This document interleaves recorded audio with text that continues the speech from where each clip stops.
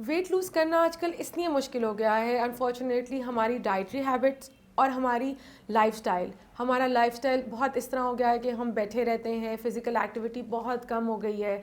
तो that's one of the reason. And होता क्या है कि वेट लॉस मुश्किल इसलिए हो जाता है कि आप अगर अपनी बॉडी रिक्वायरमेंट को नहीं समझेंगे और आप रैंडमली डाइट प्लान्स फॉलो करना शुरू कर देंगे, या कभी आप स्टार्वेशन मोड में चले जाते हैं कि हमने वेट लूज़ करना है, या फिर आप कभी बहुत खाना शुरू कर देते हैं, तो दीज आर द फैक्टर्स जो कि आपको वेट लॉस में मतलब प्रॉब्लम देते हैं। अगर आपने वेट लूज़ करना है तो सबसे पहले तो आपको अपनी बॉडी टाइप समझने की ज़रूरत है। आपको इस बात का पता होना चाहिए कि आपकी बॉडी रिक्वायरमेंट क्या है, आपकी बॉडी की कैलोरी रिक्वायरमेंट क्या है। तो ये चीज़ें बहुत ज़रूरी होती हैं। प्लीज़ रैंडमली डाइट प्लान्स मत फॉलो करें।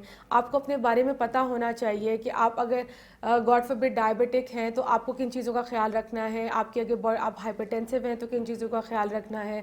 एंड स्टार्वेशन मोड में ना जाएं। स्टार्व करने से कुछ नहीं होता। एक्चुअली स्टार्वेशन से ये होता है कि जब आप स्टार्व करते हैं तो आपकी बॉडी भी, जो आपकी बॉडी के अंदर कैलोरीज होती है वो कंज्यूम बर्न करने से रोक देती है, मतलब उसका भी एक डिफेंस मैकेनिज्म होता है। So you need to have a balance diet, healthy diet, so you can actually have a proper combination of carbohydrates, proteins and fats, so आप अपना फैट बर्न कर सकें।